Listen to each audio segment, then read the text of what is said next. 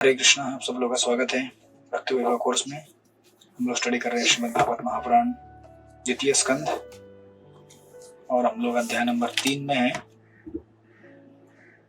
हृदय में भगवान pure devotional service, the change of heart, शुद्ध भक्तिमय सेवा, हृदय परिवर्तन। तो प्रथम 2 अध्याय में सुखदेव गोस्वामी ने श्रीमद् भागवत के जो प्रमुख श्रोता हैं परीक्षित महाराज, इनके 2 प्रश्नों का उत्तर दिया कि जिस व्यक्ति को मृत्यु सामने आया है उसे क्या करना चाहिए, और इन जनरल जो मृत्यु के करीब भी नहीं है, लेकिन मतलब सबको मृत्यु तो आएगी लेकिन वेट कर रहे हैं, उनको भी क्या करना चाहिए। तो उसका उत्तर देते हुए सुखदेव गोस्वामी ने कहा था, तस्मात् भारत सर्वात्मा भगवान ईश्वर हरि। ये ऐसे जो भगवान है, जो ईश्वर, भगवान और हरि के नाम से जाने जाते हैं, उनका हमें क्या करना चाहिए? श्रोतव्य, स्मर्तव्य और कीर्तव्य। उनके बारे में सुनना चाहिए, स्मरण करना चाहिए, कीर्तन करना चाहिए। उसके तत्पश्चात उन्होंने दूसरे अध्याय में फर्स्ट और सेकंड अध्याय में अष्टांग योग की विधि का विवेचन किया, और अष्टांग योग की विधि का विवेचन करते हुए बतलाया भक्ति से कंपेयर करके कि भक्ति कैसे उत्कृष्ट मार्ग है अष्टांग योग से। राइट, आपको जहां तक याद आ रहा होगा, क्योंकि लगभग 2 हफ्ते हो गए। आपको याद आ रहा है कि नहीं याद आ रहा है? भूल गए सब? राइट।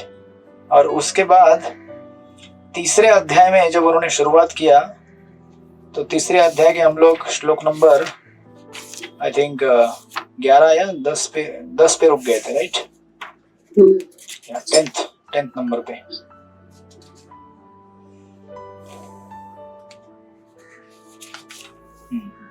अकाम सर्वकामो व मोक्ष कामो उदाहरति तीव्रेण भक्ति योगेन यजते पुरुषं परम। तो बेसिकली इस सेक्शन में फिर सुखदेव गोस्वामी क्या करते हैं, जो दूसरा पॉपुलर ओपिनियन या तीसरा भी कह सकते हैं, कर्म योग एक पॉपुलर ओपिनियन है, ज्ञान योग एक पॉपुलर ओपिनियन है, और देवताओं की पूजा ये एक पॉपुलर ओपिनियन है मार्केट में। अध्यात्म के बारे में लोगों को कई बार पता नहीं रहता है कि भगवान की भक्ति को छोड़कर बाकी सारे मार्ग इस भौतिक जगत में बंधन कारक है। तो उसमें वो लोग देवताओं की जो पूजा है उसको भी अध्यात्म मानते हैं। तो सुखदेव गोस्वामी ने फिर यहाँ पे श्लोक नंबर 1 से लेकर 2-3 से लेकर 10वें श्लोक तक कंपेयर किया देवताओं का जो मार्ग है। आपको अगर किसी चीज की जरूरत है, देवताओं से मांग लीजिए। राइट। और ये बताने के बाद सुखदेव गोस्वामी कहते हैं 10वें श्लोक में कि अगर आपको लेकिन कुछ चाहिए या नहीं चाहिए, राइट, या आपको मोक्ष चाहिए, आपको क्या करना चाहिए? तीव्रेण भक्ति योगेन, भगवान श्री हरि विष्णु की क्या करनी चाहिए? आपको तीव्र गति से भक्ति करनी चाहिए। यजत पुरुषम परम, पुरुष यानी कि यहाँ पे भगवान, परम यानी कि परम पूर्ण। राइट। तो इस तरह से इनको कंपेयर कर और हमने लास्ट टाइम देखा था विश्वनाथ चक्रवर्ती ठाकुर जी की कमेंट्री से, ये जो 3 जो शब्द यहाँ पे दिए गए हैं, अकाम, सर्वकाम और मोक्ष काम, इन तीनों की हायरार्की हमने देखी थी। अकाम यानी कि जिसको कोई इच्छा नहीं है, सर्वकाम यानी कि जिसको बहुत सारी इच्छा है, और मोक्ष काम यानी कि जिसको मुक्ति चाहिए। राइट। तो एक सेवा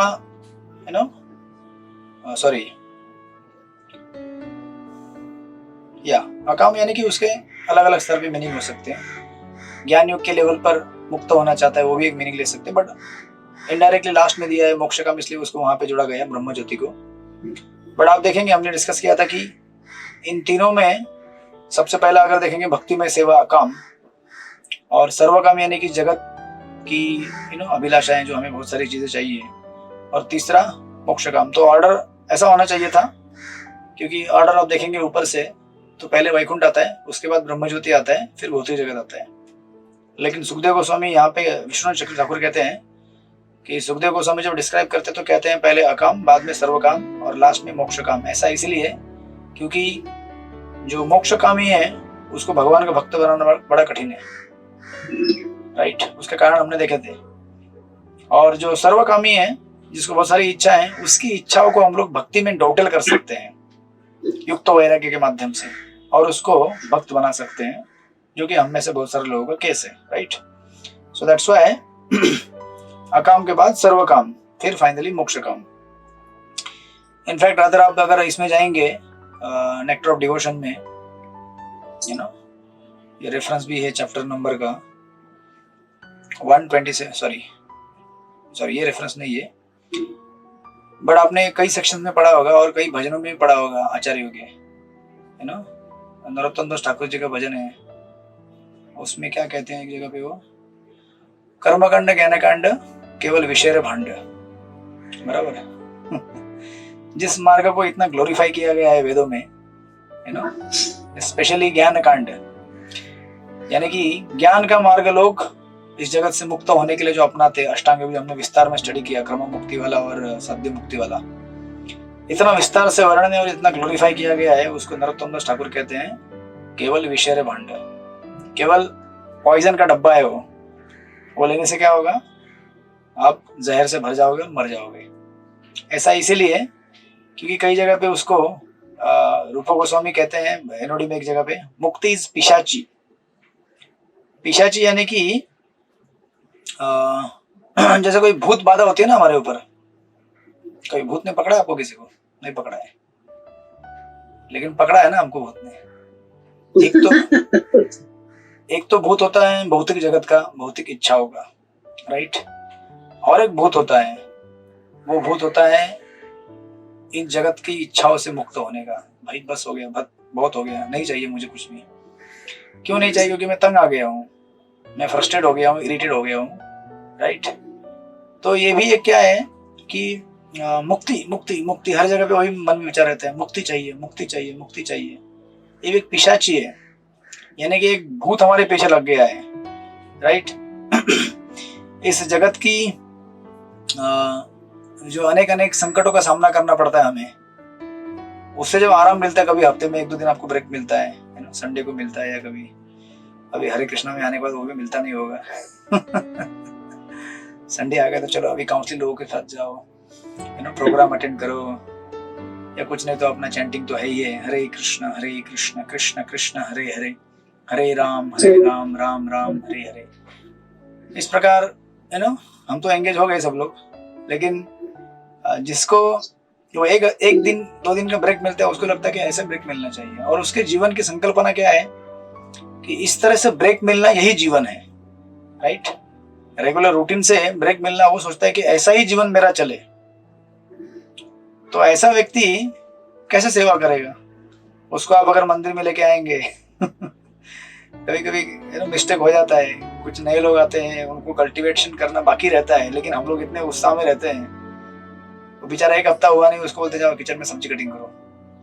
हमारे लिए वो क्या है, भक्ति मतलब एक्सटेसी है, उसके लिए बेचारे के लिए एक्सटेसी नहीं है। अभी वो बेचारा आया है ब्रेक लेके बाहर से, वो सोच रहा है कि मंदिर में जाऊंगा, शांति से बैठूंगा टेम्पल हॉल में, ध्यान करूंगा। मैं किसके ऊपर ध्यान करूंगा पता नहीं है, बट उसको ब्रेक चाहिए, बेसिकली रिलीफ चाहिए। फिर ऐसे जो लोग हैं, अगर ये अपनी मेंटेलिटी करेक्ट नहीं करेंगे, इवेंचुअली उसको सुधारेंगे नहीं, तो ये लोग भी फाइनली इवन भक्ति में आने के बाद भी फ्रस्ट्रेट हो जाएंगे, भक्ति में आने के बाद भी इरिटेट हो जाएंगे। और ऐसे जो व्यक्ति हैं, एक्चुअली इनके यहाँ पे भर्सना करते हैं विश्वनाथ चक्रवर्ती ठाकुर, लास्ट कैटेगरी में देकर उनको मोक्ष काम, सुखदेव गोस्वामी भी, right. That's why it's called pishachi, क्योंकि ये एक एक मन में लगा रहता है, मुक्त होना है मुक्त होना है। क्यों मुक्त होना है भाई? क्या करोगे मुक्त होके? नहीं, मुक्त होना है, तो इसलिए शास्त्र पढ़ना बहुत जरूरी है हमें, लेक्चर सुनना बहुत जरूरी है, भक्ति के सिद्धांत जानना जरूरी है कि वास्तविक भक्ति क्या होती है, कहाँ से शुरू होती है। अदरवाइज हम लोग हमेशा गलत फहमी में रहेंगे, और कई साल होने के बाद भी भक्ति में हम एडवांस नहीं हो पाएंगे।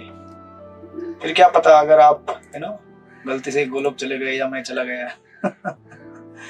अगर कृष्ण बोलेंगे थोड़ा मिठाई बनाओगे मेरे लिए, थोड़ा कुकिंग करने के लिए कुछ लकड़ी चाहिए जलाने के लिए, बोले ये सब करने के लिए थोड़ी आया हूँ यहाँ पे, यहाँ तो एक्सटेसी लेने के लिए आया हूँ, फ्री का होटल थोड़ी है कृष्ण बोलेंगे। राइट, जैसे प्रभुपाद कई बार कहते हैं कि this world is not a free hotel.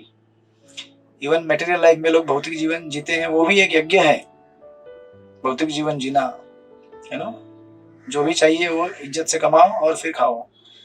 भक्ति में आने के बाद तो यज्ञ यज्ञ है definitely. So like that, so that's why actually Rupa Goswami कहते हैं कि हम जब तक भाव के स्टेज में नहीं आते, यू नो, तब तक हम लोग, इसलिए देखिए ना, वो जो 6 या 7 प्रकार के कैरेक्टरिस्टिक है प्योर भक्ति के, उसमें एक है मोक्ष लघुताकृत। जब हम भाव स्टेज में आते हैं भक्ति के, वो जो आपने देखा पढ़ा होगा ना, क्लेशाग्नि, शुभदा, है ना, उसमें से एक है ये अपना मोक्ष लघुताकृत। मोक्ष लघुताकृत यानी कि जब हम भाव स्टेज में आते हैं तो मुक्ति से मिलने वाला जो ब्लिस है, जो आनंद है, वो हमें इनसिग्निफिकेंट लगने लगता है। क्या, मैं तो सुख है उसके कंपेयर में एक बूंद है खाली, और भक्ति क्या है, बड़ा सागर है। लेकिन हमने क्या है, अभी एक्सपीरियंस नहीं किया है ना मुक्ति का भी क्या आनंद होता है, ब्रह्मानंद।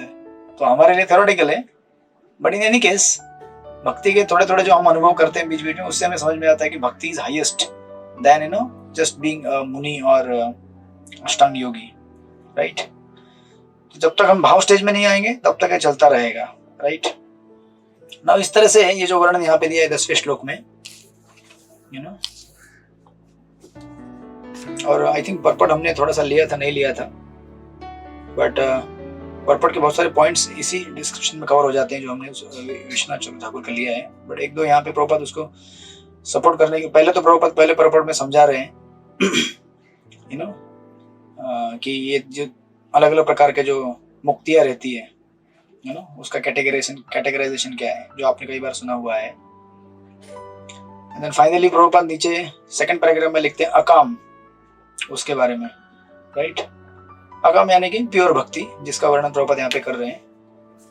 अब थोड़ा आगे जाएंगे, तीसरे पैराग्राफ में प्रभुपाद लिखते हैं भगवान से एक होने का भाव या ब्रह्म ज्योति में लीन होने का भाव भी काम भाव का प्रदर्शन माना जाता है। यदि ये भाव भौतिक कष्टों से मुक्त होने की अपनी खुद की दृष्टि के लिए हो, राइट, तो हमें मुक्ति किस लिए चाहिए, ताकि हम हमारे जो हाथ अभी बंधे हुए हैं, ये हाथ छूटने के बाद हम क्या कर सके, ठाकुर जी की सेवा कर सके। अभी हम ठाकुर जी की सेवा नहीं कर पाते क्योंकि ये हाथ किससे बंधे हुए हैं, अनेक अनेक इच्छाओं से बंधे हुए हैं, काम क्रोध लोभ मोह इससे बंधे हुए हैं, इसलिए हम सेवा नहीं कर पाते।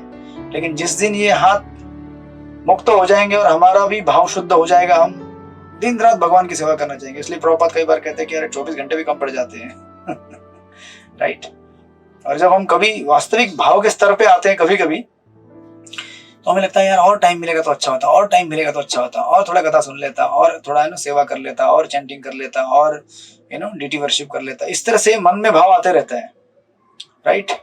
लेकिन अगर ये भाव हमारे लिए हमारे मन में इसलिए हो कि हम मुक्त होकर शांत बैठेंगे और सुख भोगेंगे, तो ये क्या है, काम है, राइट। इसलिए प्रभुपाद लिखते हैं इसीलिए शुद्ध भक्त जीवन के कष्टों का उपशमन करने के लिए मुक्ति नहीं चाहता। ऐसे तथाकथित मोक्ष के बिना भी शुद्ध भक्त सदैव भगवान की तुष्टि की कामना करता है, राइट। एंड देन अर्जुन का उदाहरण दिया है कि अर्जुन ने काम भाव से प्रेरित होकर कुरुक्षेत्र युद्ध भूमि में लड़ने से इनकार कर दिया था, क्योंकि वह अपनी खुद की तुष्टि के लिए संबंधियों को बचाना चाह रहा था, राइट। किंतु शुद्ध भक्त होने के कारण वह भगवान के आदेश पर वह युद्ध करने के लिए तैयार हो गया, क्योंकि उसे ज्ञान हो चुका था कि मुझे तथाकथित मुक्ति नहीं चाहिए राइट। जो कि हम में से बहुत सारे लोग यू नो शुरुआत में ऐसी विचारधारा रखे होंगे, right, like that. And then वो अकाम हो गया। फिर फाइनल प्रभुपाद कहते हैं उदारधि। उदारधि यानी कि व्यापक दृष्टि वाला या उदार चेता मनुष्य। तो उदारधि इसलिए क्यों कहा गया है, प्रभुपाद लिखते हैं जो लोग भौतिक भोग की कामना करते हैं वे छोटे छोटे देवताओं को पूजते हैं, है ना। भगवद गीता में ऐसे लोगों को क्या कहा गया है, रजतज्ञाना या अल्पमेधसा, राइट। लेकिन प्रभुपाद आगे कहते हैं परमेश्वर की अनुमति के बिना मनुष्य देवताओं से कोई भी फल प्राप्त नहीं कर सकता। इसलिए व्यापक दृष्टि वाला व्यक्ति यह देख सकता है कि भौतिक लाभों के लिए भी अंतिम प्रतिकारी यानी कि भगवान ही है। ऐसी परिस्थिति में व्यापक दृष्टि वाले व्यक्ति को चाहिए कि वह सीधे भगवान की पूजा करे, भले वह भौतिक भोग या मुक्ति की कामना क्यों न कर रहा हो। चाहे कोई अकाम हो, सकाम हो, मोक्ष काम हो, हर एक को तत्परता से भगवान की पूजा करनी चाहिए, राइट।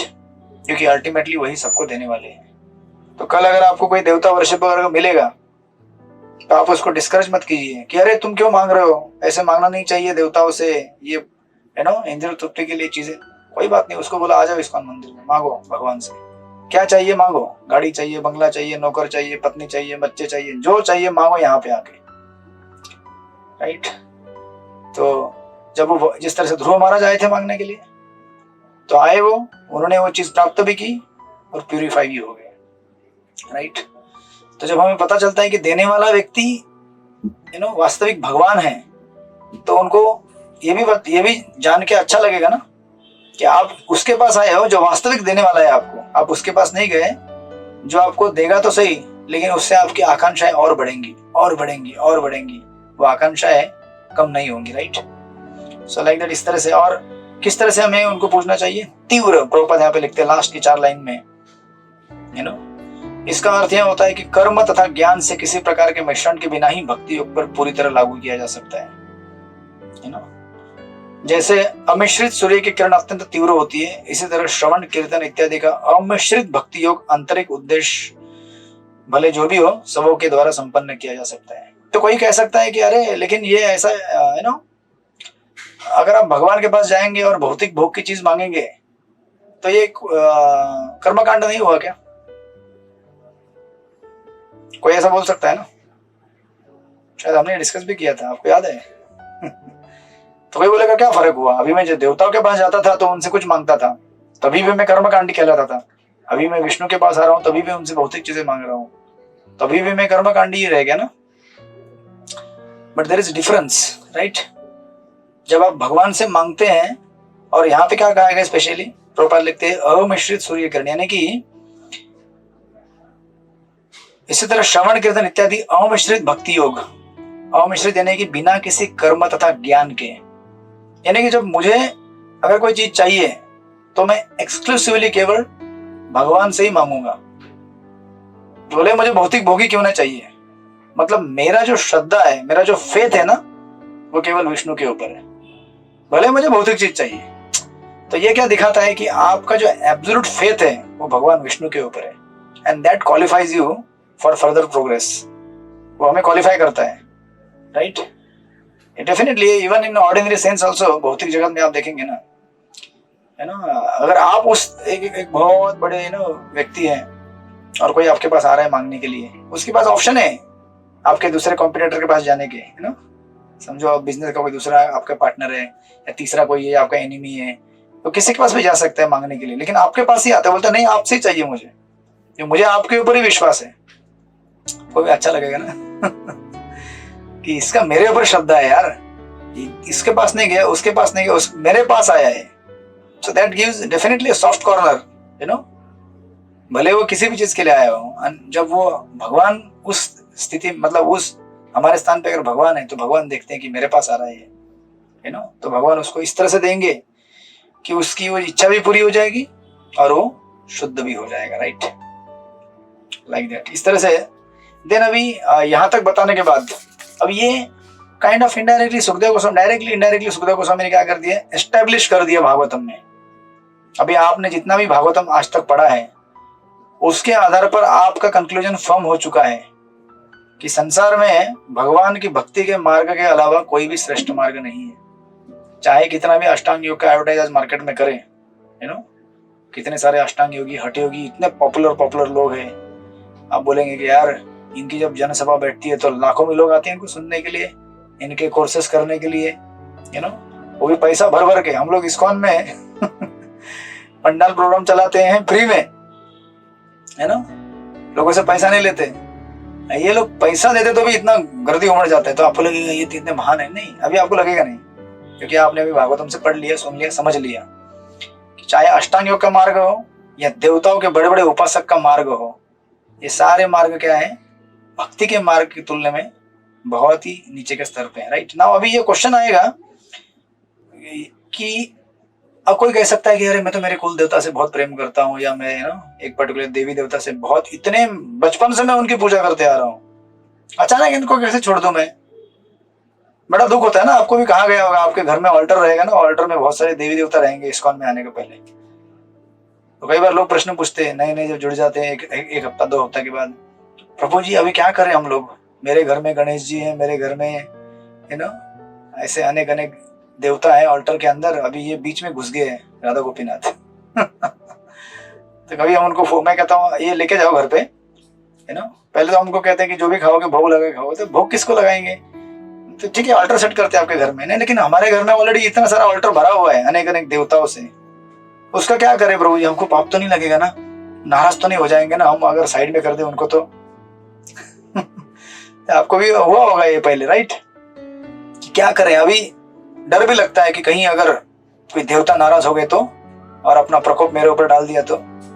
लेकिन अभी यहाँ पे आप देखेंगे भागवतम में इतना सुनने के बाद, और इतना, और प्रभुपाद ऐसे ब्रिलियंट है कि उन्होंने ये जो परपोर्ट्स है भागवतम के, जो आपको भागवतम के 2nd कैंटो तक आने के बाद मिलते हैं, प्रभुपाद ने अपनी छोटी छोटी पुस्तकों में, अपने प्रवचनों में, गीता के कई परपोर्ट्स में ऑलरेडी एस्टेब्लिश कर चुके हैं, है ना।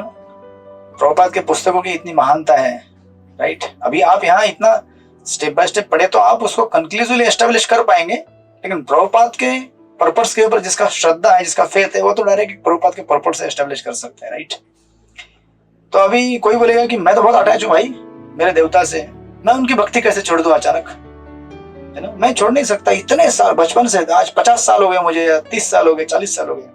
तो उसके उत्तर में यहाँ पे 11वें श्लोक में उत्तर दिया गया है, राइट।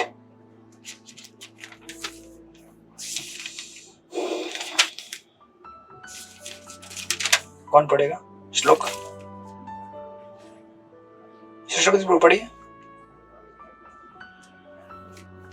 पढ़िए ना सृष्टिपति प्रभु। हरे कृष्णा प्रभु जी का प्रणाम।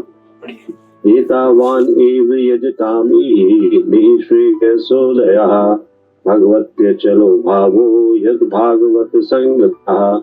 अनेक देवताओं की पूजा करने वाले विविध प्रकार के लोग भगवान के शुद्ध भक्ति की संगति से ही सर्वोच्च सिद्धिदायक वर प्राप्त कर सकते हैं, जो भगवान पर अविचल आकर्षण के रूप में होता है।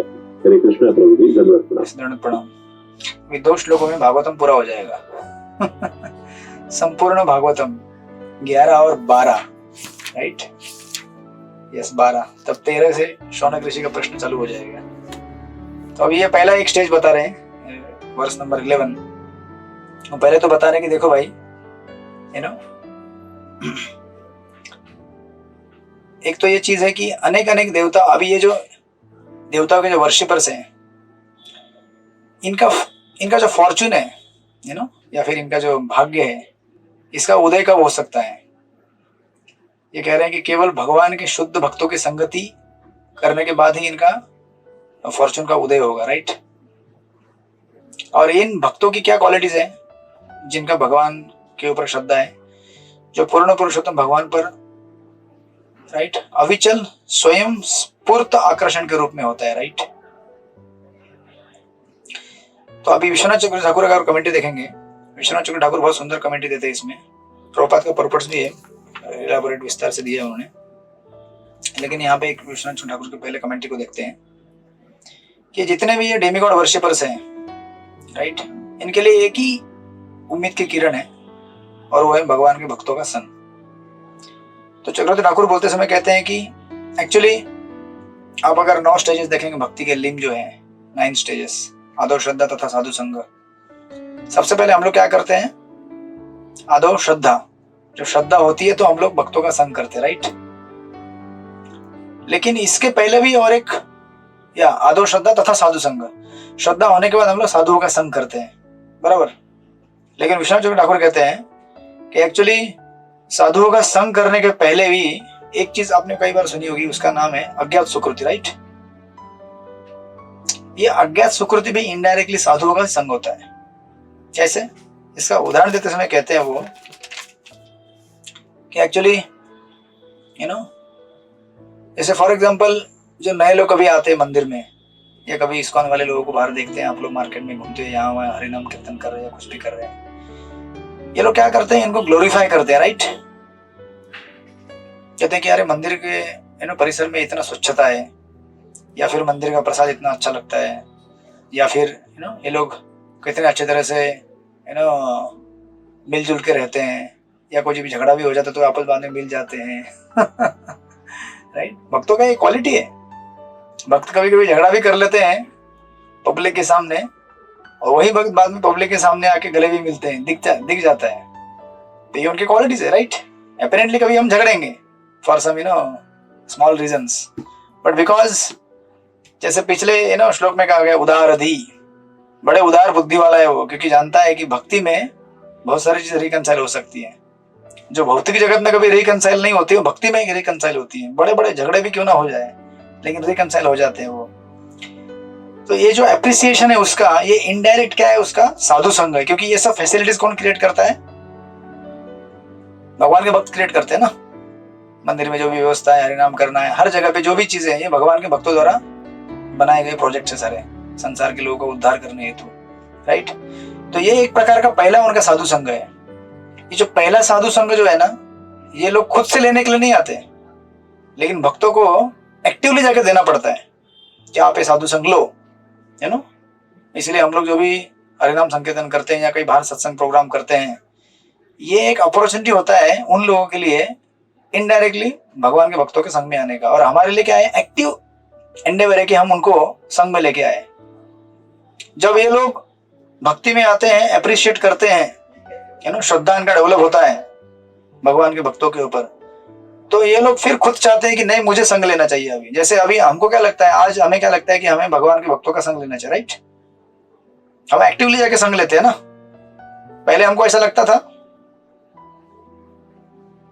हरे कृष्ण, सभी भक्तों को दंडवत प्रणाम, दंडवत प्रणाम। तो पहले क्या होता था, भक्ति में आने के पहले हम लोग थोड़ी ना खुद संग ढूंढने के लिए जाते थे कि मुझे ढूंढना है कहाँ पे, भक्त कहाँ है, नहीं ना। लेकिन भक्त हमको ढूंढते हुए आते थे, राइट। अभी क्या होता है, हम लोग भक्तों को ढूंढते हुए जाते हैं। किसी नए शहर में जाएंगे तो पहले पूछेंगे यहाँ प्रसादम कहाँ मिलेगा भाई, फोन लगाओ, यहाँ पे इस्कॉन का कोई कांटेक्ट है क्या, है ना। या कहीं यात्रा पे जाएंगे तो प्रसाद कहाँ मिलेगा। प्रसाद से बहुत सारे लोग जुड़ जाते हैं भक्त बनने के बाद भी और भक्त बनने के पहले भी, राइट। इस तरह से ये दो प्रकार के साधु संग है, एक भक्ति में आने के पहले और एक भक्ति में आने के बाद। दोनों में बड़ा अंतर होता है। पहले वाला साधु संग हम लोग खुद से ढूंढने नहीं जाते, भक्त हमें देने आते हैं। एक बार भक्त ने वो अग्नि किंडल कर दिया हमारे अंदर हृदय में भक्ति का, तो अभी वो एक बार जलना चालू हो गया तो हम फिर उसको मेंटेन करने के लिए खुद ढूंढने जाएंगे, यार कहाँ अग्नि जल रहे हैं और कहाँ भागवत की कक्षा हो रही है, कहाँ पे हरिनाम हो रहा है, कहाँ है ना कीर्तन हो रहा है, तो वहां जाके हम उस अग्नि को बढ़ाते रहेंगे, right. So this are two types of श्रद्धाज। इस तरह से यहाँ पे आप देखेंगे जब इतना, और प्रभुपाद एक्चुअली देखेंगे परपोर्ट्स में, प्रभुपाद एकदम लंबा परपोर्ट है, मैं ज्यादा नहीं पढ़ूंगा पर 2-3 जस्ट एक पैराग्राफ में एक पॉइंट। सबसे पहला यहाँ पे प्रभुपाद लिखते हैं, इस भौतिक सृष्टि में प्रथम देवता ब्रह्मा से लेकर एक क्षेत्र चीटी तक विभिन्न योनियों के सारे जीव भौतिक प्रकृति के नियम में भगवान की बहिरंग शक्ति से बद्ध बने हुए, राइट। इसलिए वो केवल अष्टकम में कहते हैं ना, आप ब्रह्म पर्यस्तम सर्वम मायामयम जगत। ब्रह्मा जी के पद से लेकर एक नगण्य जीव यानी कि घास के पत्ते तक सब कुछ क्या है, मायामय है। मायामय इसलिए क्योंकि सब माया के अधीन है एक्चुअली, राइट। यानी कि वो हमें सुख नहीं दे सकता। और प्रभुपाद आगे लिखते हैं सब क्या है, प्रकृति के गुण द्वारा बद्ध है। एंड देन प्रभुपाद विस्तार से एलेबोरेट कर रहे हैं। प्रभुपाद के परपोर्ट्स इतने परिपूर्ण रहते हैं कि एक परपोर्ट पढ़ने के बाद आपको कन्विक्शन हो जाएगा कि हमें भक्ति ही करनी चाहिए, इसके अलावा और कुछ नहीं करना चाहिए, है ना। ये प्रश्न किसी ने कहा था, महाराज ने कहा था। उस दिन मैं महाराज के लेक्चर सुन रहा था। महाराज कह रहे थे कि प्रभुपाद अपने लेक्चर्स को और परपोर्ट्स को ऐसा बैलेंस करते हैं। कई बार हमें क्या लगता है कि हमें डायरेक्ट भगवान का रसिक कथा सुनना चाहिए, पूरा रास से भरा हुआ भगवान कैसे भक्तों से प्रेम करते हैं। लेकिन इससे पहले हमें यह भी जानना चाहिए कि भक्त कौन होता है, और भक्तों से यानी हम डायरेक्टली भगवान से प्रेम करने से पहले अगर भक्तों से प्रेम करना सीखे ना, तो हमारे लिए बाद में बहुत आसानी होगी भक्ति में टिके रहना, राइट। कई बार हम लोग डायरेक्ट भगवान से अपने आप को कनेक्ट करना चाहते हैं, बट बिफोर दैट हमें यह जानना जरूरी है कि हम लोग भक्तों से कैसे कनेक्ट रहे, क्योंकि भक्तों से जब कनेक्ट रहते हैं तो ये सब चीजें आपको सीखने को मिलेंगी, राइट। मतलब ये एक, अब ऐसा देखिए, ऐसा कंपैरेटिव एनालिसिस है कि कुछ लोग ऐसे राग मार्ग वाले होते हैं, मतलब मैं थोड़े अपने अनुभव से बता रहा हूँ, कुछ भक्तों से ना कभी बातचीत होती है तो केवल राधा कृष्ण की लीला में प्रविष्ट होना चाहते हैं वो लोग है ना।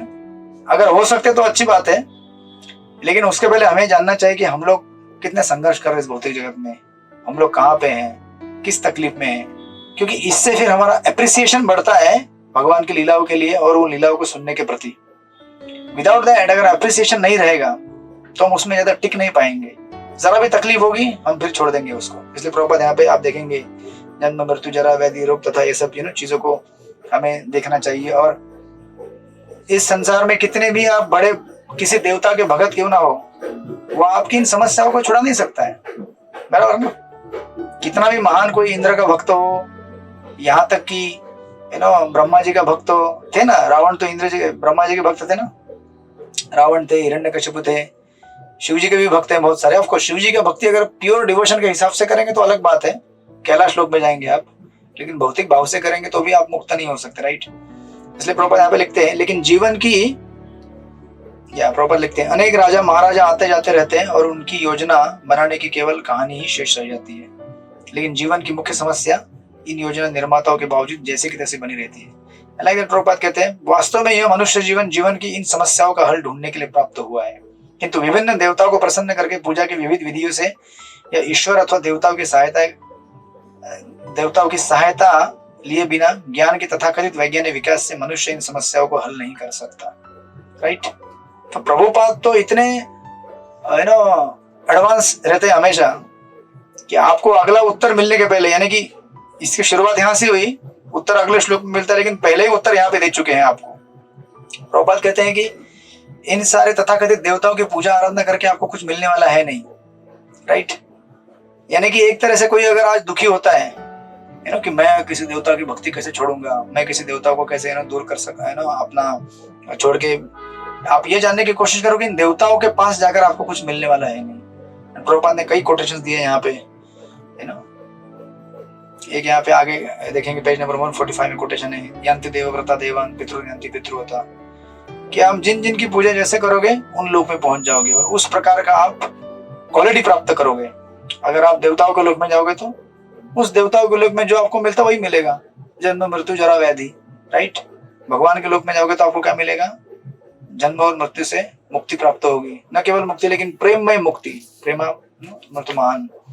इस प्रकार अंत में प्रभुपाद उस पर्पट में क्लैरिफाई करते हैं, अतएव जब तक निकट भौतिकवादी या क्षणभंगुर देवताओं के उपासक भगवान के शुद्ध भक्त जैसे कोई आध्यात्मिक के संपर्क में नहीं आ जाते, तब तक उनके सारे प्रयास क्या है, व्यर्थ जाते हैं, राइट। केवल दैवी पुरुष या भगवत भक्तों के अनुग्रह से ही मनुष्य शुद्ध भक्ति प्राप्त कर सकता है और वही मानव जीवन की सर्वोच्च सिद्धि है। इसीलिए आप देखेंगे कई बार जब कंपैरिजन किया जाता है, वैष्णव बड़े हैं, देवता के भक्त बड़े हैं, देवता बड़े हैं, कभी आपने सुना होगा ये। अगर आप कंपेयर करेंगे एक प्योर डिवोटी भी नहीं, even as a regular devotee, एक भगवान विष्णु का भक्त और देवता, अभी आप बोलेंगे देवता भी भगवान विष्णु के भक्त हैं राइट, बट दे आर सकाम भक्त, राइट। आप उनको ऐसा पकड़ लीजिए कि वो देवता है अभी फिलहाल उस पोजीशन में, और एक नया डिवोटी है जो 16 राउंड चालू किया है। दोनों में से ज्यादा पावर किसके पास है? आप बोलेंगे यार देवता हमको कंट्रोल करते हैं, हमें बुखार आता है, सर्दी होती है, गर्मी होती है, अभी गर्मी हो रही है, हीट वेव पूरी इंडिया में घूम रहा है हम कैसे पावरफुल हो गए देवताओं से? और देवता भी सुन रहे हैं हमारी बात को, क्लास खत्म होने के बाद वो अपना पावर दिखाएंगे so, देवता पावरफुल है कि हम लोग पावरफुल है? हम लोग इन द सेंस कि कोई जो सिंसियर भक्त है, जो भगवान की भक्ति कर रहा है, कौन पावरफुल है इसमें से? देवता। हाँ, अगर सही तरीके से देखा जाए तो देवता पावरफुल है, पर भक्ति में देखा जाए तो, विनम्रता में देखा जाए तो हर चीज में भक्त वैसे उस तरीके से पावरफुल है, क्योंकि भक्त विनम्र होता है, भगवान की भक्ति को फैलाता है, और देवता सेल्फिश होते हैं, बस ये अंतर आएगा। यस, आपके जैसे नम्र भक्त देखिए सिंपल कैलकुलेशन है, अगर हमारे कर्म अगर हमें बदलने हैं, आपने कितने लोगों के कर्म बदले होंगे मालूम है क्या आपको? आज तक आपने कितने लोगों के कर्म बदल दिए हैं? उनके कर्म में कुछ लिखा हुआ था, आपने कुछ ऐड कर दिया। देवता किसी भी जीव के कर्म को नहीं बदल सकते, कभी नहीं बदल सकते वो, क्योंकि देवता क्या है, उनका हिसाब किताब रहता है, वो एक डायरी रहता है उनके पास, किसने क्या किया, नहीं किया, कितना क्या किया, राइट। उनका हिसाब किताब के हिसाब से काम चलता है। They can not change your destiny, आपका नसीब नहीं बदल सकते वो लोग। किसी गरीब को अमीर नहीं बना सकते, अमीर को गरीब नहीं बना सकते, या फिर ये तो उदाहरण दिया मैंने, राइट। इसीलिए ना कभी कभी जब डिवोटी लोग एस्ट्रोलॉजर के पास जाते हैं ना, एस्ट्रोलॉजर कुछ अजीब ही आंसर देता है। वो बोलता है आपका चार्ट तो ऐसे है लेकिन ऐसे दिख रहा है, ये क्या हो गया, आप चैंटिंग करते हैं क्या, हाँ ठीक है जाओ, मुझे आंसर वो समझ जाते हैं। भगवान विष्णु के भक्तों का चार्ट चेंज हो जाता है ना, मानो या ना मानो, राइट। अगर ऐसा नहीं कि एकदम प्योर डिवोटी पे होना चाहिए, एनी डिवोटी हुई chanting 16 rounds and following 4 regular principles, right. तो आपने आज किसी को अगर बुलाया आपके प्रोग्राम में, उसको भगवत गीता हाथ में दी, उसको चैंटिंग सिखाया, उसका तो लाइफ चेंज होना चालू हो जाता है। जो नहीं था उसके कर्म में वो चीजें ऐड होना चाहती है, हो जाती है, जो नहीं था, क्योंकि अभी एक्चुअली हम लोग चेंज नहीं करते, मतलब भगवान हमारे माध्यम से चेंज कर देते हैं, राइट। एंड दैट पावर भगवान ने डिवोटी को देकर रखा है। दैट्स व्हाई देवता और भगवान, देवताओं के और वैष्णव के अगर कंपेयर करेंगे तो वैष्णव बहुत पावरफुल है, because they can change your Karma, they can change your destiny, right. That's why इसलिए अभी यहाँ पे आप जैसे कह रहे हैं, प्रभुपाद इस प्रपट को कंक्लूड करते हुए कहते हैं कि इस प्रकार भगवान के शुद्ध भक्तों की संगति में क्या होता है, हम समझ सकते हैं कि ये जो तथाकथित जो मुक्तियां हैं अष्टांग योग द्वारा प्राप्त होने वाली, या फिर जो देवताओं की भक्ति है, इसका कुछ वैल्यू नहीं है। और हमारे आचार्य तो इतने इसको, मतलब अगर आप जाके किसी सभा में बोलेंगे अष्टांग योगी के कर्म कांड ज्ञान कांड केवल विषय भंड, आपको तो जेल में डाल देंगे वो लोग, राइट। बड़ा मान हानि का केस लग जाएगा आपके ऊपर कोर्ट में। बट हमारे आचार्यों ने उसको इतना तुच्छ गिनती की है, क्योंकि है ही वो ऐसा, इन द सेंस कि हमको जाके उनको गाली नहीं देना है, बट भक्ति के कंपेयर में वो प्रोसेस, उसकी कोई वैल्यू नहीं है।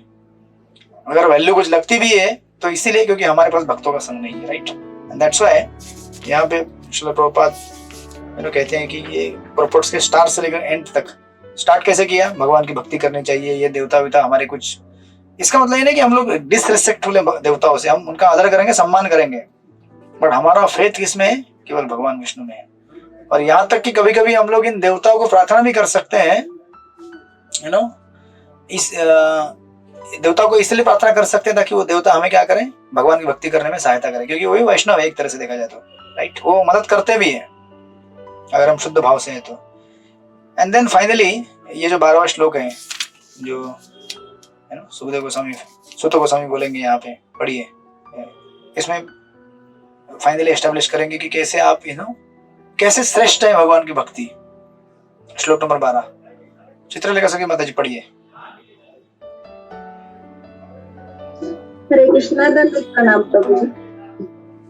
ज्ञानम यदा प्रतिनिवृत्त गुणोर्मिचक्रम आत्मा प्रसाद उत यत्र गुणेश्वर संग कैवल्य सम्मत पथ भक्ति योग को निवृत्त हरि कथा सुरती न कुर्यात।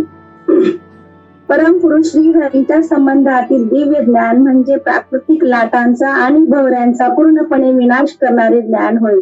असे ज्ञान हे भौतिक आसक्तीपासून मुक्त असल्यामुळे आत्म्यास संतुष्ट करणारे असते आणि ते दिव्य असल्यामुळे अधिकारी पुरुषांनी संमत केले आहे। असे असल्याने त्याचे कोणास आकर्षण वाटणार नहीं। हरे कृष्ण। तो इसका ट्रांसलेशन जब लेते हैं तो हम लोग दो एंगल से लेंगे, पहले विश्वनाथ चक्र ठाकुर जी के एंगल से और दूसरा श्रील प्रभुपाद के। विश्वनाथ चक्र ठाकुर इसको इस तरह से कहते हैं, अगर अभी जो लाइन पढ़ेंगे श्लोक के, ज्ञानम यदा प्रवृत्ति निवृत्त गुणों में चक्रम, इसका अर्थ होता है कि प्रकृति के 3 गुणों से मुक्त हो जाना, राइट। भगवान की जो भक्ति है, अभी यहाँ भक्ति मार्ग मत लीजिए, विश्वनाथ चक्रवर्ती ठाकुर पहले स्टार्ट करते हैं ज्ञान मार्ग से। वो कहते हैं कि ज्ञानम यानी कि जो ज्ञान मार्ग है, वो ज्ञान मार्ग क्या करता है, देखिए ये एक श्लोक में काइंड ऑफ समरी दिया है पूरा। ज्ञान योग देवताओं की पूजा और भक्ति तीनों का कंक्लूजन है। ये कंक्लूडिंग वर्स है भागवत के इस जंक्शन में। तो कहते हैं कि ज्ञानम यानी कि जो ज्ञान मार्ग है वो क्या करता है, आपको प्रकृति के 3 गुणों से मुक्त करता है, राइट। ज्ञानम यदा प्रतिनिवृत्त गुणों भी चक्रम, राइट। जैसे आपने गीता में सुना है ब्रह्म भूत प्रसन्न आत्मा न सोचते न कांक्षति, राइट। तो क्या हो जाता है, न सोचते न कांक्षति। सोचते कांक्षति किसमें होता है, जब प्रकृति के 3 गुणों के हम अधीन रहते तब होता है सोचते कांक्षति, हैंकरिंग एंड लैमेंटेशन, राइट। और दूसरी लाइन देखेंगे आप, आत्म प्रसादात। आत्म प्रसाद यानी कि ये जो ज्ञानी व्यक्ति रहते हैं वो कैसे रहते हैं, सुखी रहते हैं अपने आप में, आत्म प्रसादात रहते हैं, राइट, सेल्फ सेटिस्फाइड रहते हैं। नाउ देवताओं की जो भक्ति है वो ना तो आपको प्रकृति के 3 गुणों के परे लेके जाती है, ना आपको आत्म प्रसादात देती है, बराबर है कि नहीं। देवताओं की भक्ति करने से प्रकृति के 3 गुणों के अधीन आ जाते हैं हम लोग, क्योंकि इच्छाएं बढ़ती रहती हैं। और देवताओं की भक्ति करने से आत्म प्रसादात नहीं, बल्कि आत्मा में और बहुत सारे काम भाव आते हैं कि ये चाहिए वो चाहिए, यहाँ जाना है वहां जाना है, राइट। तो अभी आप अगर अगली लाइन देखेंगे, अगली लाइन में लिखा है कैवल्य संपथस्तत्वत भक्ति योग। कहते हैं कि ऐसे ज्ञानी जो प्रकृति के 3 गुणों से मुक्त हो गए हैं, जो आत्म संतुष्ट हैं, ये क्या करते हैं, ये भी फाइनली भक्ति को स्वीकार करते हैं। अभी देखिए ये क्वेश्चन क्या था, क्वेश्चन यह था कि देवताओं की भक्ति में कैसे छूटूं, राइट। पहले श्लोक में तो प्रभुपाद ने बता दिया, भक्तों का संग करो, शुद्ध भक्तों का, छूट जाएगी। और प्रभुपाद तो प्रपोर्ट में पूरा लेफ्ट राइट हैमर करते हैं कि इन देवताओं की भक्ति करके आपको कुछ मिलने वाला है नहीं। लेकिन सुखदेव गोस्वामी यहाँ पर सुत गोस्वामी यहाँ पे फाइनली इस 12वें श्लोक में कह रहे हैं कि देखो, ज्ञान मार्ग जो आपको भौतिक जगत के तथाकथित बंधनों से भौतिक जगत के प्रकृति के 3 गुणों से मुक्त करता है, आत्म संतुष्ट करता है, ऐसा ज्ञान मार्ग वाला व्यक्ति भी फाइनली क्या करता है, कैवल्य सम्मत पथस्तत्व भक्ति योग, वो भक्ति में आ जाता है। जब ज्ञान योगी भक्ति में आ जाता है तो आपको क्या प्रॉब्लम है, देवताओं को, देवता वर्शिप को। आप समझ रहे कि नहीं ये कंपैरिजन। जब ज्ञानी जो कि देवताओं की वर्शिप से एक स्टेज ऊपर है, वो भगवान की भक्ति में आ जाता है, तो आप देवता वर्शिप जो देवताओं के पूजक है, आपको तो मतलब कुछ भी प्रॉब्लम नहीं होना चाहिए, क्योंकि आपसे जो आगे है वो आगे के स्टेज में है। ये आपको समझ रहा है क्या हो रहा है, ये योगा लैडर है बेसिकली। योगा लैडर आपने पढ़ा ना गीता में, योगा लैडर नहीं पढ़ा गीता में आप लोगों ने। कर्मकांड होता है नीचे बेस में, देवताओं की पूजा, उसके ऊपर ज्ञान कांड आता है, अष्टांग योग जो हमने स्टडी किया, उसके ऊपर भक्ति योग आता है। तो कोई बोलेगा अरे मैं देवताओं को कैसे छोड़ू, अरे बावले, जो देवताओं की पूजा करते हैं निचले लेवल पे, वो ग्रेजुअली प्रमोट होते हैं ज्ञान मार्ग में, और ज्ञान मार्ग वाले भगवान की भक्ति में परिवर्तित होते हैं। और तुम वहां बैठ के कह रहे हो कि मैं कैसे छोड़ू। एक तो पहले तुम ग्रेजुएट नहीं होना चाहते हो, और दूसरी बात, जब अष्टांग योगी अपने आत्म साक्षात्कार और प्रकृति के 3 गुण से मुक्त होने का जो ब्लिस है ब्रह्मन, उसको छोड़ के भगवान की भक्ति में आ जाते हैं, तुम्हारे तो उसके सामने क्या गिनती है, उसके कंपेयर में आप क्या हो, मतलब अष्टांग योगी के कंपेयर में एक देवताओं का पूजक, उसकी क्या गिनती है। मैं तो संसार में बेचारा तकलीफ पा रहा है, और जो ज्ञानी है वो कम से कम ब्रह्म स्तर पे मुक्त होकर शांति से बैठा है, राइट। वो शांत बैठा हुआ ब्रह्मवादी व्यक्ति भगवान की भक्ति में आता है, तो तुम्हें क्या प्रॉब्लम है आने के लिए। अगर बुद्धिमान हो तो तुम आगे आओगे, राइट। इसलिए आप देखेंगे भागवत में कई उदाहरण हैं जिसमें आपने एक भी उदाहरण नहीं देखा होगा कोई भक्ति योगी ज्ञानी या देवताओं का पूजक बन जाता है। कभी देखा है क्या, रिवर्स। लेकिन देवताओं के पूजक और जो ज्ञान योगी है वो डेफिनेटली भक्ति योगी बन जाते हैं। जैसे सुखदेव गोस्वामी थे, चतुष कुमार थे, चंडीदास थे, देवता देवी के पूजक थे चंडीदास, चंडीदास बेसिकली वो देवी की पूजा करते थे, चंडी की। उनका भाई जो था वो शालिग्राम का पूजक था, राइट। तो एक बार उसने अपने भाई से फूल मांगे,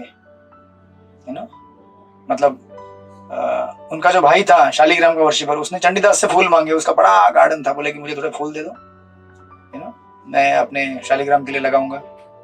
मेरा शालिग्राम इतना सा है, छोटा सा उसको इतना सा ही फूल चाहिए। चंडीदास बोला नहीं फूल नहीं दे सकता मैं। तो ये जो उनका भाई था, उसने सिर्फ मेडिटेट किया, दिया भी नहीं, सिर्फ ध्यान किया, उसके गार्डन में से कुछ फूल निकाल के उसने चंडी भगवान विष्णु को अर्पण किए, और गलती से वही फूल तोड़ के चंडीदास लेके चंडी के पास ऑफर किया उसने। उस दिन चंडी एकदम प्रसन्न हो गई, बोले आज मैं तुम्हारे ऊपर बहुत प्रसन्न हूँ, क्या तुम्हें वर चाहिए? चंडीदास बोला आज इतना कैसे प्रसन्न हो गए, इतने दिन तक तो प्रसन्न नहीं हुई थी। बोले आज मुझे विष्णु का प्रसाद मिला है, जो फूल भगवान विष्णु को अर्पित किए गए वो मुझे मिला है महाप्रसाद। तो फिर उनके आंखें खुल गई, बोले अरे बाप रे ऐसा है क्या? तो उन्होंने कहा कि जाओ भगवान की जो वास्तविक देवता होते हैं ना बुद्धिमान, वो अपने पूजकों को अपने पास चिपका के नहीं रखते, कहते हैं जाओ, तो देवी बोली जाओ तुम भक्ति करो, राइट। सो दैट्स व्हाई यहाँ पे ये विश्वनाथ चक्र ठाकुर जी के हिसाब से अगर ये ट्रांसलेशन को ऐसे लेंगे आप, तो फाइनली कहते हैं कौन निवृत्तो हरि कथांसु रतिम न कुर्यात, तो फिर कौन होगा जो भगवान विष्णु की भक्ति नहीं करेगा, राइट। ये जानते हुए कि देवता जो ज्ञान मार्ग के व्यक्ति हैं वो खुद भगवान के पास आते हैं, तो फिर देवताओं के तो पूजा के क्या कहना उनके बारे में, वो तो बहुत निचले स्तर पे है, राइट। तो ये विश्वनाथ चक्र ठाकुर का ट्रांसलेशन हो गया, उस हिसाब से उन्होंने लिया। और अगर हम श्रील प्रभुपाद का ट्रांसलेशन लेंगे तो श्रील प्रभुपाद का ट्रांसलेशन इस प्रकार जाता है। प्रभुपाद कहते हैं ये जो निवृत्त ये जो शब्द यहाँ पे दिया है, ज्ञानम यदा प्रति निवृत्त गुणों में चक्रम, प्रभुपाद इस श्लोक को पूरा ज्ञान मार्ग से कंपेयर नहीं करते। श्रील प्रभुपाद डायरेक्टली कहते हैं कि जो भक्ति है ये क्या है, सीधा प्रकृति के 3 गुणों से परे है, राइट। फर्स्ट लाइन जो है उससे क्या होता है, हमें फिर आत्म प्रसादात, हृदय के अंदर हम लोग क्या होते हैं, संतुष्ट होते हैं। जो पहली लाइन जो है ना, निवृत्त गुणों में चक्रम, प्रकृति भक्ति हमें प्रकृति के 3 गुण से मुक्त करती है। इसके लिए सपोर्टिंग वर्स क्या है, भागवत के प्रथम स्कंद में अगर आप जाएंगे, वेद्यम वास्तवम वस्तु वत्सु शिवरम तापोत्रयन उन्मूलम, राइट। प्रथम स्कंद के प्रथम अध्याय में आपने देखा होगा वो कि प्रकृति के 3 गुणों से हमें मुक्त करता है। और आत्म प्रसादात हमें क्या करता है, सेटिस्फेक्शन देता है। सवय पुंसाम परो धर्मो यथो भक्तिर अधोक्षजे अहेतु की अप्रतिहता ये आत्मा सुप्रसिद्धति, राइट। और इस प्रकार सेल्फ सेटिस्फाइड होने की वजह से क्या होता है, वो भक्त गुणेषु संग, प्रकृति के 3 गुणों से परे चले जाता है, राइट। एंड देन ऐसा जो भक्त है, राइट, ऐसा जो मार्ग है और ऐसा जो पथ है वो केवल किससे मिलेगा आपको, कैवल्य सम्मत पथस्तवत भक्ति योग, केवल भक्ति योग से आपको ये मार्ग मिलेगा और किसी से मार्ग नहीं मिलेगा, ओनली। और ऑफ कोर्स उसका ये भी अर्थ देते प्रभुपाद, कैवल्य यानी कि ट्रांसेंडेंटलिस्ट, जो ट्रांसेंडेंटलिस्ट हैं उनके द्वारा ये अप्रूव्ड है। आप बोलेंगे इतने टेक्निकल बहुत सारे मीनिंग रहते हैं, इतने मीनिंग निकल सकते हैं अगर आप आचार्य, ये तो केवल विश्वनाथ चक्र ठाकुर जी का कमेंट्री हम लेते कभी कभी, ऐसे अनेक आचार्यों के अनेक कमेंट्री है जो आप विस्तार में बाद में रस ले सकते हैं। यहाँ पे हम लोग इतना ही, तो ये 2 एंगल से इसको एस्टेब्लिश किया गया। और बोलते हैं कि इस तरह से कौन निवृत्तो हरि कथाम सतीम न कुर्यात, कौन होगा ऐसा व्यक्ति जो इस प्रकार भगवान हरि की भक्ति नहीं करेगा, कौन मूर्ख होगा जो देवताओं की भक्ति करने में लगेगा। इसलिए देवताओं की भक्ति से मुक्त हो गए, इसका मतलब ये नहीं कि हम देवताओं को डिसरिस्पेक्ट करेंगे, उनका आदर करेंगे, बट हम जानेंगे कि भगवान विष्णु उनका स्थान अलग है, देवताओं का स्थान अलग है, राइट। और एक्चुअली कभी कभी हमें ये ऐसा प्रश्न आ सकते, प्रश्न खड़ा किया मैं जब लेक्चर सुन रहा था बल्लभ चित्तगुरु का इसके ऊपर, उन्होंने एक सुंदर एंगल इसको जोड़ा है। वो कहते हैं कि और विश्वनाथ चक्र ठाकुर भी कह रहे हैं यहाँ पे, प्रभुपाद भी खुद कह रहे हैं यहाँ पे परपोर्ट्स में, कि भगवान विष्णु की भक्ति है जो हमें प्रकृति के 3 गुणों से मुक्त करती है। यानी कि अष्टांग योगी जो ज्ञान मार्ग में प्रबुद्ध हुआ है वो भी प्रकृति के 3 गुणों से मुक्त नहीं है, एक तरह से इस एंगल में। और इसके लिए बहुत सारे सपोर्टिंग वर्सेस भागवत के 11वें स्कंद से और 3य स्कंद से लिए गए हैं। भागवत का जो 11वां स्कंद है उद्धव गीत, और जो भागवत का 3य स्कंद है कपिल देव की शिक्षाएं, ये 2 सेक्शन जो है ना बहुत इंपॉर्टेंट सेक्शन है साधकों के लिए। इसमें बहुत सारे सिद्धांत और तत्वों के संबंधित इंस्ट्रक्शन है, इसलिए इसको बार बार एक्चुअली भक्ति सिद्धांत सरस्वती ठाकुर जी कहा करते थे अपने ब्रह्मचारी डिसाइपल से कि आप लोग क्या करो, ये 2 सेक्शन पढ़ो, भागवत का 3य स्कंद और 11वां स्कंद। तो अभी आपको हम सब तो ब्रह्मचारी मतलब जो ब्रह्म में चरण करते हैं उसको ब्रह्मचारी कहा जाता है, ब्रह्मचारी कपड़े से नहीं बनता है, राइट। तो हम जिसको भी ब्रह्म में चरण करना है, अपने सिद्धांतों को तगड़ा करना है, उसको 11वां स्कंद उद्धव गीत और स्पेशली कपिल मुनि की जो शिक्षाएं 3rd कैंटो में वो पढ़नी चाहिए। उसमें सिद्धांत में बहुत अच्छा निरूपीकरण किया गया, राइट। तो उसको एस्टेब्लिश करने के लिए 11वें स्कंद में से कुछ वर्सेस हैं, 2-4 वर्सेस में कोट करता हूं यहाँ पे। वो कहते हैं कि कैवल्यम सात्विकम ज्ञानम, राइट। एक ज्ञान होता है शरीर और आत्मा के अंतर को बताने वाला, राइट, जो आपने गीता के प्रथम अध्याय, द्वितीय अध्याय में पढ़ा है। शरीर और आत्मा का भेद दिखाने वाला जो ज्ञान है ना, वो कहते हैं वो ज्ञान कैसा है? सत्वगुणी ज्ञान है, शुद्ध भक्ति नहीं है। अगर आज देखिए, यही तो प्रॉब्लम है ना, इसलिए देखिए इसका रूट कहां तक गया है। आप सब लोग मेरे साथ हैं और 5 मिनट उसमें मैं ढूंढिए, वो श्लोक वहां नहीं है। जो शरीर और आत्मा का भेद, कभी कभी क्या लगता है ना कि हम अध्यात्म मार्ग में आते हैं, हमको लगता है कि मैंने शरीर और आत्मा के बीच का भेद जान लिया, मैं आत्मा हूं, तो मैं शुद्ध भक्त बन गया क्या? मैं शुद्ध भक्त बन गया? क्यों नहीं बना? क्योंकि अभी भी फुल चांस है कि अभी मैं भोग में ही हूं। कैसे? क्योंकि मैं ज्यादा कहां तक जा सकता हूं? मैं अगर आत्मा हूं तो मैं सोचूंगा कि मैं आत्मा, मैं इस जगत से परे हूं, मैं अलिप्त हूं, मैं मुक्त हूं, मैं शांति से ब्रह्म ज्योति में जाकर सोना चाहता हूं। तो अभी भी भोग भावना से विरक्त नहीं हो चुका है। जब तक दास्यत्व का भाव नहीं आता तब तक वो मुक्त नहीं माना जाएगा, क्योंकि वास्तविक स्वरूप क्या है हमारा? जीवर स्वरूप है कृष्ण नित्यदास। जब तक उस स्टेज में नहीं आएंगे, और वो स्टेज हमें केवल भगवान के भक्तों से मिलने के बाद ही प्राप्त होता है। इसलिए जो जंक्शन है अष्टांग योग और भक्ति योग का, अष्टांग योग से भक्ति योग में परिवर्तित होने के लिए जो पिछले श्लोक में बताया गया है, 11वें श्लोक में, केवल और केवल भगवान के भक्तों के माध्यम से ही होता है, अदरवाइज नहीं होता है। क्योंकि आपको भगवान के भक्त बताएंगे आप केवल शरीर नहीं है प्रभु, आप आत्मा है, साथ में आत्मा क्या है? भगवान के दास है, क्योंकि आत्मा के ऊपर क्या है? परमात्मा है, राइट। नहीं तो हम लोग एक किसी नास्तिक से कम ज्यादा नहीं है। एक तथाकथित जो एक मायावादी रहता है और एक नास्तिक, दोनों में क्या फर्क है? नास्तिक डायरेक्टली भगवान को बोलता है भगवान नहीं है, बराबर, और मायावादी क्या बोलता है? भगवान की आंख नहीं है, भगवान के नाक नहीं है, भगवान के कान नहीं, मतलब इनडायरेक्टली भगवान नहीं है बोलता है ना। It's indirect way of saying there is no God.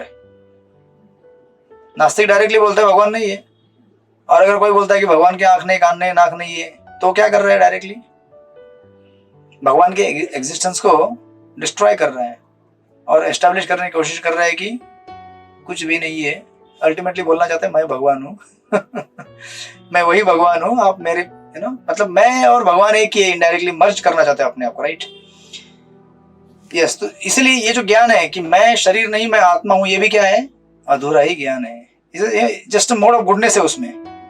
लेकिन आगे कहते हैं मत निष्ठाम निर्गुण समृतम, लेकिन जिसकी श्रद्धा मुझ में है वो ज्ञान क्या है? प्रकृति के 3 गुणों के परे है।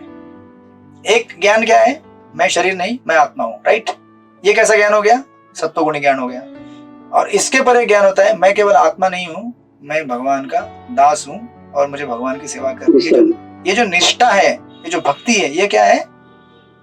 ये केवल सत्वगुणी नहीं है, ये प्रकृति के 3 गुणों के परे लेके जाता है आपको, राइट। क्योंकि आपका अभी भोग वृत्ति खत्म हो गया। जब तक भोग वृत्ति है तो भोग वृत्ति चाहे सत्वगुण में हो सकता है, तमोगुण में हो सकता है, रजोगुण में हो सकता है, राइट। जो तमोगुण रजोगुण का हम संसार में देखते हैं, सत्वगुणी भोग वृत्ति क्या है? कि मुझे ब्रह्म में एक होना है, ब्रह्म में लीन होना है, ब्रह्म ज्योति में जाके मुझे बैठना है, राइट। उसके लिए और एक कोटेशन देते, कहते हैं वनम तु सात्विके वासो मत निकेतनम निर्गुणम। वन कैसा है? सत्वगुण में है ना। और भगवान का मंदिर कौन से गुण में है?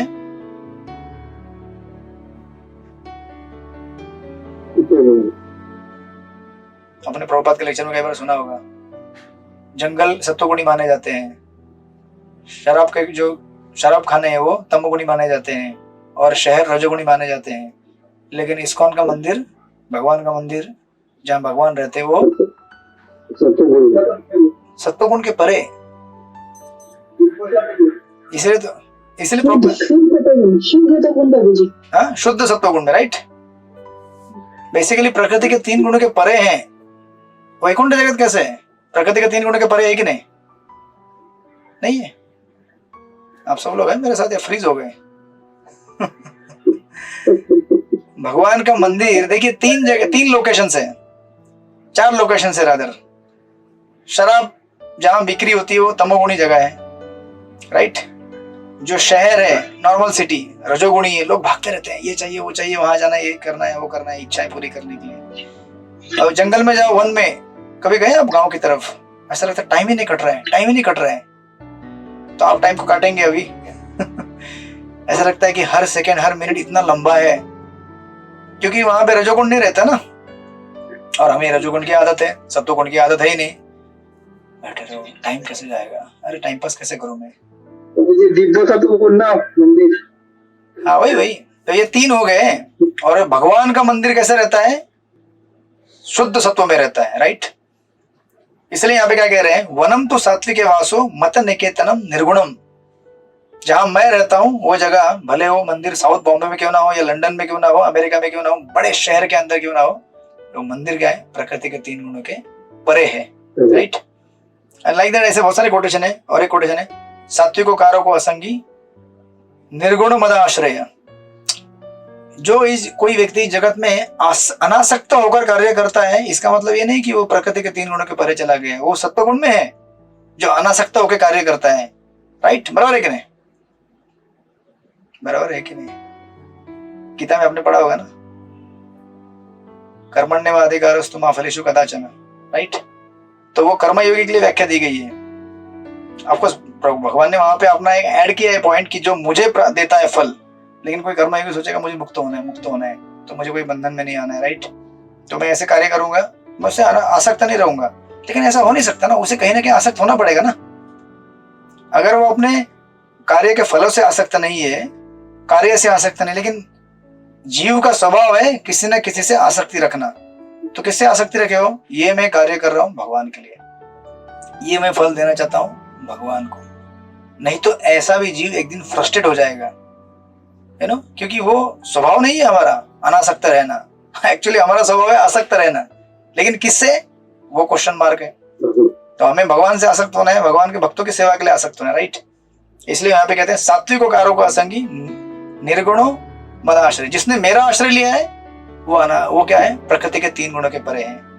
या फिर सात्विकी आध्यात्मिक श्रद्धा मत सेवायाम तो निर्गुण, राइट। यानी कि किसी को आध्यात्मिक जीवन के बारे में श्रद्धा रहेगा, इसका मतलब ये नहीं कि प्रकृति के तीन गुणों के परे है वो, उसका श्रद्धा जो है वो सत्वगुणी है। लेकिन जिसका मेरे सेवा में श्रद्धा है, यानी कि मेरी सेवा करने में, यानी कि आध्यात्मिक जीवन में आने के बाद भी क्या करना है वो हमें मालूम नहीं होता है ना। बहुत सारे लोग मंदिर में आते हैं, शांति से बैठ के चले जाएंगे, भगवान का दर्शन भी नहीं ले पाते वो लोग ठीक से, क्योंकि आदत नहीं है ना भगवान को देखने का।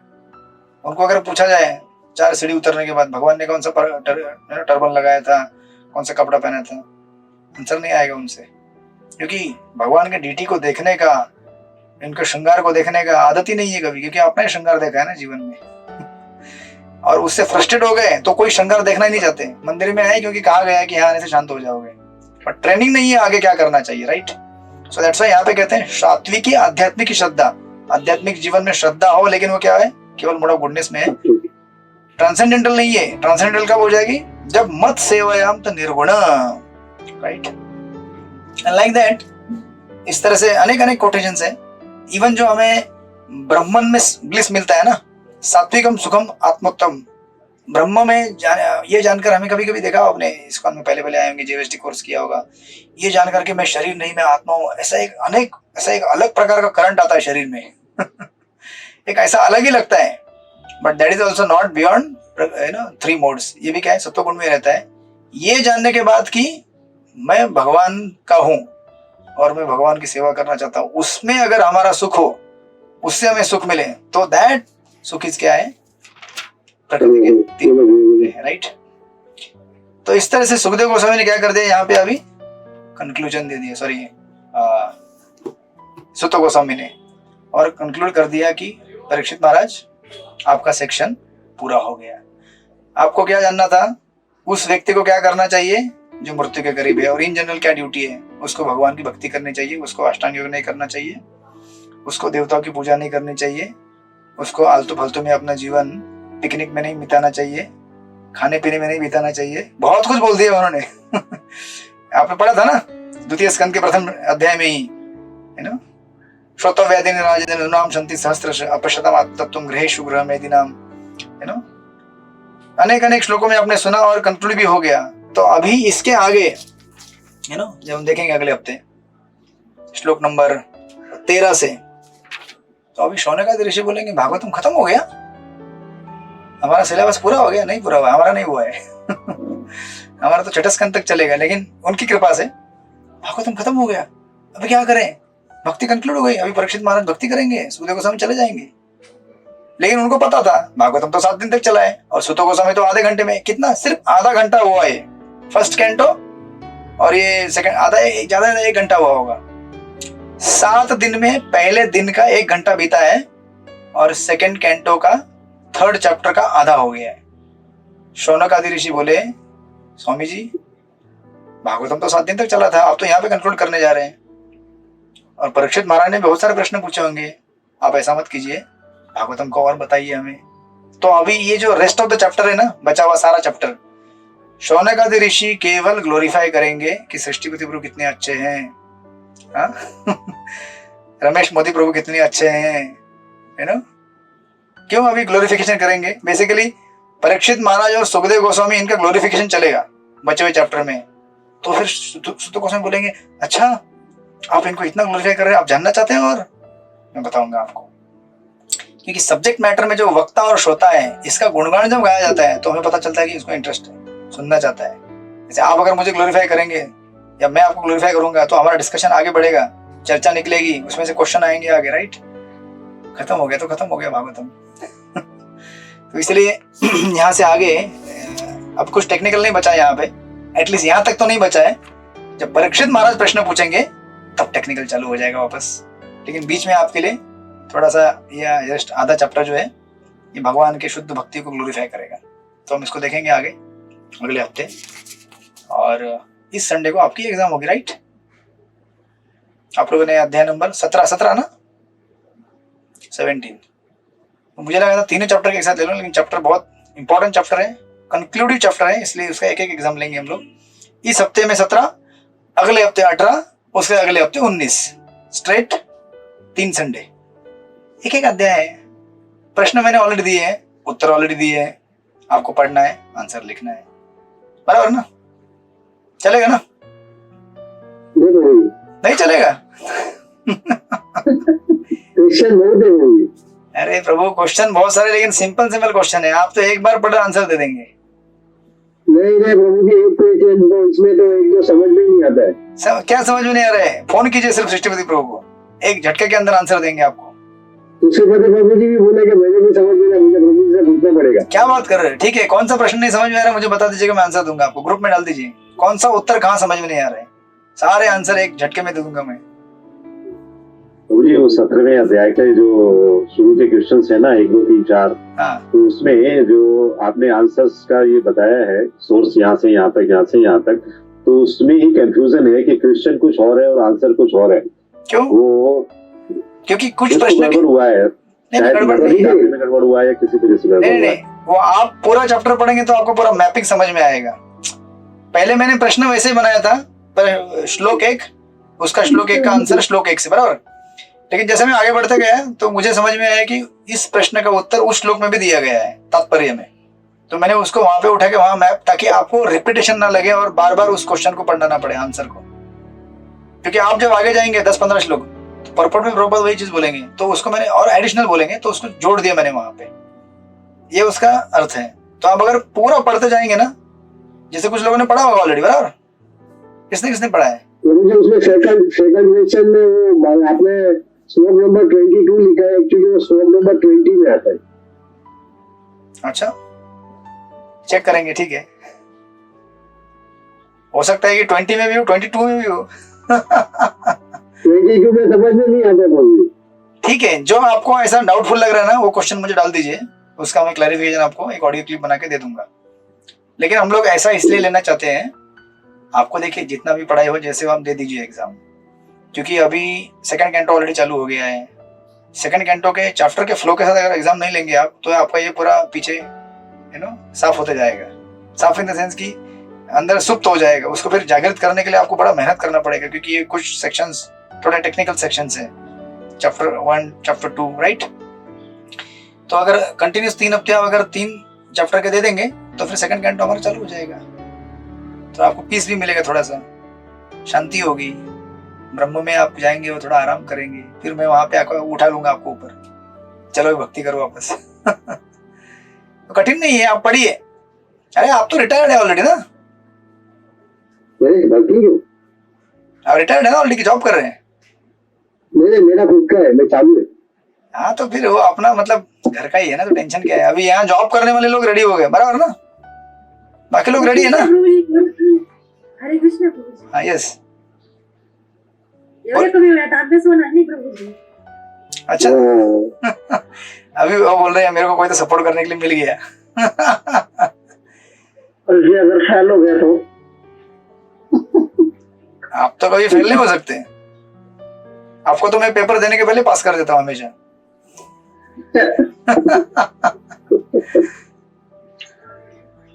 चलो ठीक है, अब एक काम कीजिए, कल तो आप 17 की एग्जाम देने वाले हैं, फिर आप 18 की पढ़ाई चालू कीजिए।